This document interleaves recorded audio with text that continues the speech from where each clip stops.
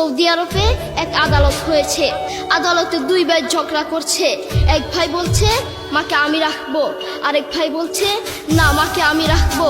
দোনো ভাই ঝগড়া করছে মাকে ঘরে রাখার জন্য। এরপর এক ভাই মাকে নিয়ে চলে যাচ্ছে, আরেক ভাই মাটিতে গড়া দিতে দিতে অবস্থা খারাপ। সৌদি আরবে আদালত হয় মা বাবাকে ঘরে রাখার জন্য, আর আমাদের দেশে আদালত হয় মা বাবাকে ঘর থেকে বের করার জন্য, ঠিক কিনা?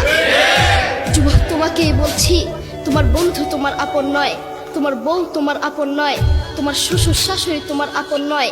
এই পৃথিবীর বুকে আপন হলো তোমার মা এবং তোমার বাবা। করোনা আসার পরে প্রমাণ করে দিয়েছে কে আপন। এক মেয়ে তার মাকে ফোন করে বলছে, মা আমার স্বামীর করোনা হয়েছে।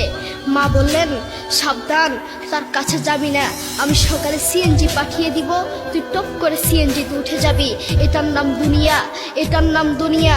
করোনা হওয়ার পরে বন্ধু বন্ধুর কাছে যায় নাই, করোনা হওয়ার পরে শ্বশুর শাশুড়ির কাছে যায় নাই, করোনা হওয়ার পরে স্বামী স্ত্রীর কাছে যায় নাই, কিন্তু করোনা হওয়ার পরে এখনো ইতিহাস আছে মা তার ছেলেকে গিয়ে চুমু খেয়েছে। করোনা হওয়ার পরে এখনো ইতিহাস আছে বাবা তার ছেলেকে কাঁধে নিয়ে হাসপাতালে গিয়েছে, ঠিক কিনা? যুবক, তুমি তোমার মাকে কিছু মনে করছো না। তোমার মাকে তুমি ঘর থেকে বের করছো। ছেলে বিদেশ থেকে এসেছে, এসে শ্বশুর বাড়িতে গিয়েছে, তারা তাকে উল্টাপাল্টা বুঝিয়েছে। এখন বাড়িতে এসে সে বলছে, মা তুমি আমার টাকায় খাও, আমার ঘরে থাকো, আবার আমার বউকে পিটাও। এই কথা শোনার পরে কি কোনো মার কলিজা আছে?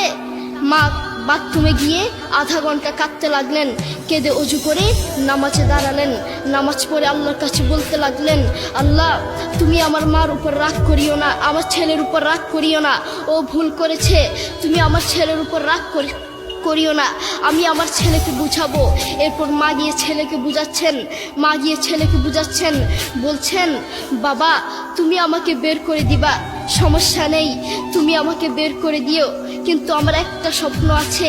ছেলে বললেন কি স্বপ্ন বলেন? মা বললেন তুমি বাজারে গিয়ে একটা পাকা আম নিয়ে আসবা, এসে তোমার বুকের উপর রাখবা, সকালে উঠে ওটা আমি খাবো। এরপর ছেলে বললেন আচ্ছা ঠিক আছে। ছেলে বাজারে গিয়ে একটা পাকা আম নিয়ে আসলো, এসে বুকের উপরে রাখলো।